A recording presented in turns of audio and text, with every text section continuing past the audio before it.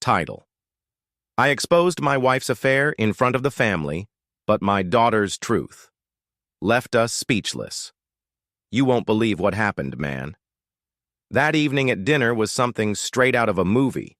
The dining room was bathed in this warm, golden light, the kind that usually feels comforting. But not that night. That night, it was like the light was shining into every corner, exposing secrets hiding in plain sight. At the head of the table sat Adam, the guy at the center of this story. He looked calm, composed, the head of a family he thought he knew inside and out. Beside him sat his wife, Sophie, delicate, poised, and smiling just a little too perfectly. Across from her was their daughter, Emma, fiddling nervously with her wine glass, her face unreadable. Adam raised his glass and proposed a toast, his voice steady but deliberate. "To family and truth," he said. There was polite laughter from the guests, but inside Adam's heart was pounding. This wasn't just a toast, it was a calculated move, the first step to exposing a truth that had been tearing him apart. Imagine this: a picture-perfect family dinner, but under the surface it was all boiling over, ready to explode. From the outside, Adam's life looked like something out of a glossy magazine. Sophie was the kind of woman who lit up any room she walked into, sophisticated, charming, effortlessly elegant. Adam, on the other hand, had built a successful career as a corporate lawyer, earning enough to provide a luxurious home in Manhattan and an Ivy League education for Emma. To everyone else, they were the golden family, the kind others envied at every dinner party. But man, behind closed doors, the cracks were starting to show. It started small. Sophie began spending more time away from home. Art exhibits, gallery events, late-night meetings, always something that kept her busy. At first, Adam chalked it up to her passion for her work, but soon her warmth began to feel rehearsed, her laughter hollow. Even Emma noticed. One evening, while setting the table, she asked, "Dad, do you think Mom's okay? She's been acting off lately." Adam brushed it off at the time, not wanting to alarm his daughter. But deep down, he couldn't ignore the unease growing inside him. Sophie's once flawless facade was starting to crumble, and Adam could feel it. Things got stranger. Sophie had always been open with her phone, leaving it on the counter, unlocked, without a second thought. But now, her phone was practically glued to her. She'd end calls the second Adam walked into the room, brushing off his questions with a casual, "Oh, just work stuff, darling. You wouldn't be interested." Something about her tone felt off, dismissive. Then came the real shocker. Sophie announced she was going on a cruise. "Just a short trip with some old college friends," she said, her tone so casual it almost felt rehearsed. Now, Sophie wasn't the spontaneous type. She thrived on structure, planning every little detail of her life. A last-minute cruise. That was out of character. Adam wanted to say something, but he held back, convincing himself he was overthinking. Still, his gut told him something wasn't right. And let me tell you, man, gut instincts, they're almost never wrong. Once Sophie left for her cruise, Adam was alone in the house for the first time in years. At first, he tried to ignore the silence, but soon he started noticing things that didn't add up. One day, while looking for a pen in Sophie's desk, he stumbled across a scarf tucked away in the back of a drawer. It wasn't hers. Bright, bold patterns were not Sophie's style. Whose scarf was it? Then came the real kicker. Her tablet, which she'd left behind. Adam wasn't the kind of guy to snoop, but when a notification lit up the screen, he couldn't help but look. The message said, "Can't wait to see you again," and the sender was cryptically labeled RM. That could have meant anything, right? Except it didn't. It was too personal, too intimate to ignore. The final blow came when Adam checked their joint credit card statement. Among the usual expenses, groceries, art supplies, there was a charge for a luxury hotel in Paris. Not just any hotel, but one nowhere near the cruise route Sophie had described. At this point, Adam couldn't dismiss it as coincidence anymore. Sophie's little inconsistencies weren't just cracks. They were gaping holes in the story she'd spun. "So, you remember where we left off, right?"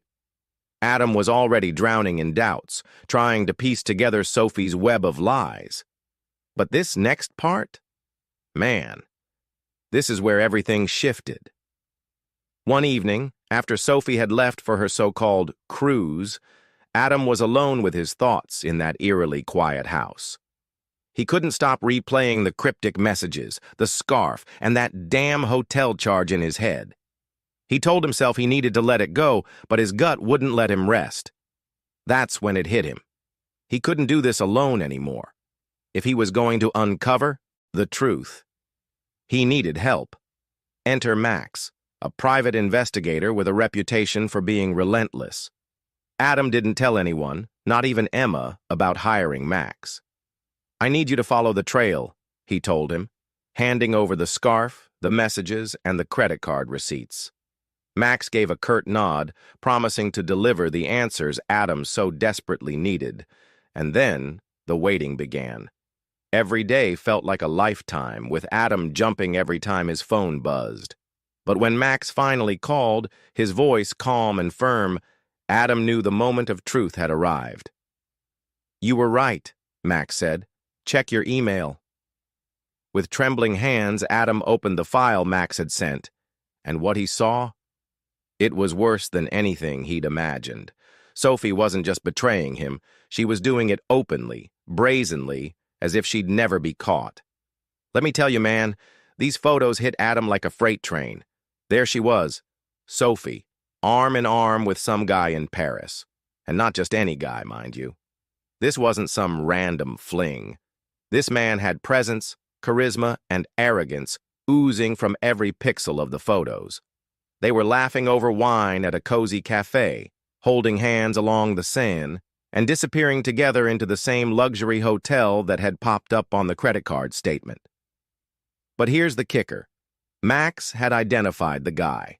His name was Roman Kasparov, a high-profile art dealer with a reputation for being a bit of a scandal magnet. Turns out, Roman was no stranger to Sophie's art world. He was rich, charming, and, worst of all, dangerous. It wasn't just the photos that wrecked Adam, though. Max had gone deeper, pulling out Sophie's medical records. And guess what? Days after returning from her cruise, she'd visited a doctor and been prescribed antibiotics for gonorrhea. You can imagine Adam's reaction. This wasn't just infidelity anymore. It was humiliation on a level he'd never dreamed of. Sophie had risked their health, their family, everything for a fling with this guy. At that moment, Adam's sadness turned to rage. But instead of confronting Sophie outright, he decided to play it smart. "She's built her lies piece by piece," he thought. "Now I'll tear them down the same way." Now here's where Adam turned the tables. He wasn't about to let Sophie's betrayal slide quietly into the night. Oh no. He was going to confront her in a way she'd never forget. He planned a dinner party, a seemingly innocent gathering to welcome Emma back from college and host Sophie's visiting parents. The stage was set, a beautifully adorned table with fine china, fresh flowers, and the appearance of a happy family. But Adam, he had other plans. As the evening progressed, Sophie played the perfect hostess, laughing and chatting with her parents, her smile as polished as ever. Emma, on the other hand, seemed distracted, her gaze distant, as if she too sensed the storm brewing under the surface. Adam bided his time, waiting for the perfect moment. And then, as the main course was served, he raised his glass, his voice calm but carrying an edge. "A toast," he said, and everyone fell silent, their eyes on him.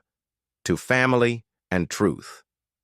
Sophie froze for just a second before recovering, raising her glass with that same fake smile. "To family," she echoed. But Adam wasn't done. "No wine for you tonight, Sophie?" he asked, his tone dripping with faux innocence. Or is it because you're on antibiotics? Her hand jerked, her glass clinking against the table. The room fell silent, tension so thick you could cut it with a knife. "What are you talking about, Adam?" Sophie said, her voice strained. And then Adam dropped the bomb. "Antibiotics for gonorrhea," he said, his words slicing through the air. "From your little romantic getaway with Roman Kasparov." The room erupted. Sophie's parents gasped. Emma's fork clattered to her plate. And Sophie? She crumbled, her mask of composure shattering as she stammered out denials. But Adam wasn't done yet. Not by a long shot. He shot. He had more truth to unleash. And little did he know, Emma had a bombshell of her own that would leave everyone speechless.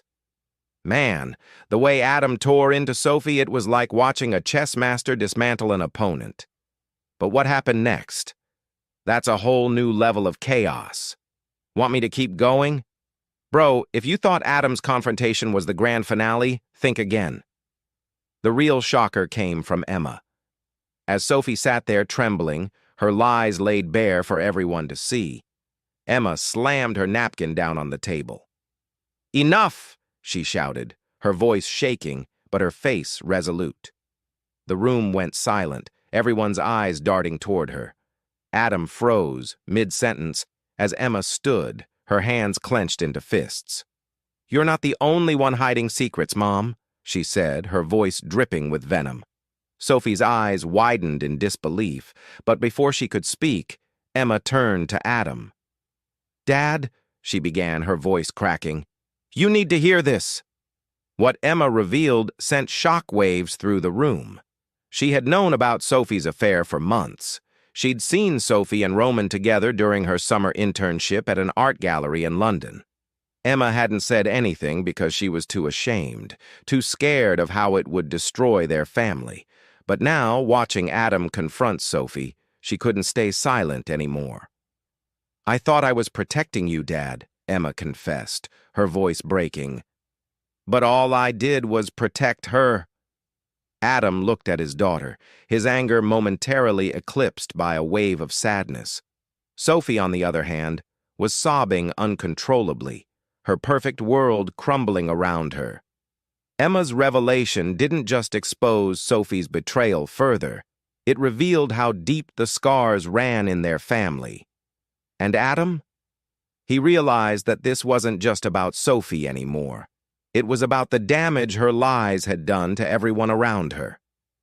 After Emma's bombshell, Sophie tried to regain control, but it was like watching a ship sinking in slow motion. "Adam, please," she begged, tears streaming down her face. "It was a mistake. I didn't mean for any of this to happen." But Adam wasn't buying it. He stood there, stone-faced, as Sophie tried to explain herself. She talked about feeling neglected, about how Adam had been so focused on work that she'd felt invisible. "Roman made me feel alive again," she sobbed, her voice breaking. "But it was meaningless. He meant nothing to me." Adam let out a bitter laugh. "Meaningless?" he repeated, his voice cold. "You risked our marriage, our family, everything for something meaningless?" Sophie's words faltered, and for the first time, she looked truly defeated. "I don't know what I was thinking," she whispered. But Adam wasn't done. "You didn't just betray me," he said, his voice rising. "You betrayed Emma. You betrayed yourself. And for what? For him?" Sophie tried to grab his hand, but he pulled away, his anger and disappointment radiating off him like heat. "You had a choice," he said, his voice steady now. "And you chose this." Sophie broke down completely, her sobs echoing through the room. But Adam didn't feel pity, only a cold sense of finality. He had made his decision, and no amount of tears could change it. Here's where Adam went full throttle, man. This wasn't going to end with a few harsh words or a quiet divorce. Adam wanted Sophie to feel the weight of her choices, to experience the humiliation and betrayal she had inflicted on him. Over the next few days, he put his plan into motion. First, he contacted Roman. Oh yeah, Adam wasn't just going to let that guy walk away unscathed. Using the photos and evidence Max had gathered, Adam exposed Roman's affair with Sophie to his high-profile clients and associates. Within days, Roman's reputation was in tatters, his deals falling through left and right. But Adam didn't stop there. He filed for divorce, of course, but he made sure Sophie wouldn't walk away with a penny more than she deserved. Using the evidence of her affair, he ensured that the court would side with him, leaving Sophie with little more than her dignity, and even that was in question. But the pièce de résistance? Adam threw a gallery exhibit in Sophie's honor, or rather, infamy. He curated an entire collection of art pieces symbolizing betrayal, deceit, and revenge, each one more scathing than the last. The centerpiece was a painting titled The Fool's Heart, a striking depiction of a shattered family, with Sophie's face unmistakably painted into the background. The exhibit was a hit, drawing crowds and media attention, all of whom knew exactly who the subject of the art was. Sophie didn't show up, of course. She couldn't face the humiliation. But Adam didn't care. This was his closure, his way of reclaiming his life and turning his pain into something powerful. As for Sophie, she faded into obscurity, her once perfect life now a shadow of what it had been. And Adam? He walked away stronger, determined to rebuild his life, not for Sophie, but for himself and for Emma. So yeah, man, that's how it all went down. Crazy, right? You think you know someone and then they go and destroy everything. But hey, Adam came out on top in the end. And Sophie? Well, she got exactly what she deserved. Thank you for being a part of this story with me. If it moved you, please give the video a thumbs up and consider subscribing to Narrative Stories. I've noticed many of you who enjoy these stories aren't subscribed yet by subscribing. You're not just following a channel, you're becoming part of a community that values deep, meaningful storytelling. Let's continue exploring these heartfelt journeys together. Don't forget to click the notification bell so you won't miss our next story.